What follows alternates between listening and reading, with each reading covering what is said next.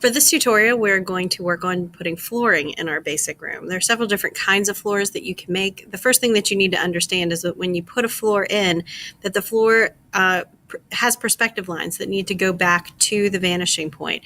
So you can do something as basic as a rug, and if you put a rug on that is just a square, you can see that it does not quite look right. It looks like it's standing up on its edge, and that's not the way that we would do a rug. So I'm going to take that away, and the way that you create a rug is that you need to use a horizontal line, and then you need to make it go to the vanishing point, and then make another line to the vanishing point. And then using your shift key, you are going to create a horizontal line across. After that, you would erase all the extra lines. And now you can see that this rug fits in there a whole lot better. I'm going to use my select tool here. Use the select tool. You can draw a good line around there and get rid of most of that stuff. So that's a really nice rug. Sits in the middle of the room, and it has perspective because the sides of the room here have perspective. So the rug will too. Now, there's other different types of flooring that you can do besides the rug. There's also things like hardwood floors. So if you wanted to do hardwood floors, you could just create lines that go to the vanishing point, or in reverse, you could say they go from the vanishing point. Try to make them as even as possible as you go across. If you wanted to, you could go up here and view rulers, and you can add that as part of what you're doing.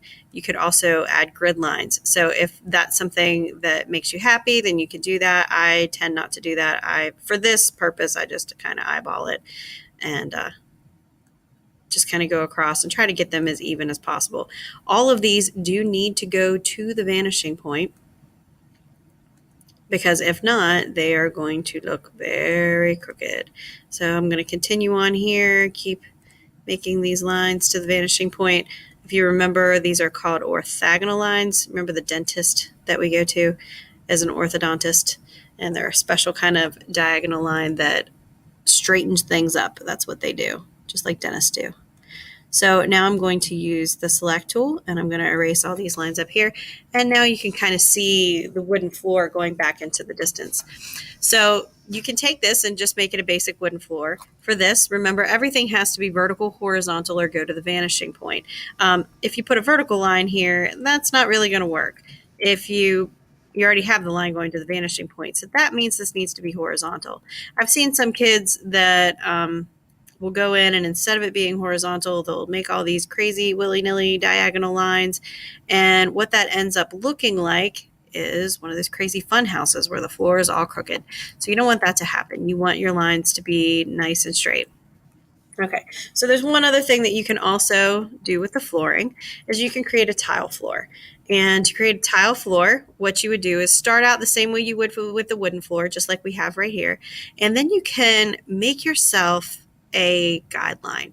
So this line that I'm going to make is going to be erased. So this guideline is going to go across from corner to corner in my room. I'm just going to try to imagine where the corner of this room would be. So this way I can make it nice and even. And what happens is there's this magic that happens in perspective. It's actually just mathematical, but it's really kind of cool. So what happens is at these lines, if I hold my shift key down and I make these lines go across, and I'll have to draw two to make those look right.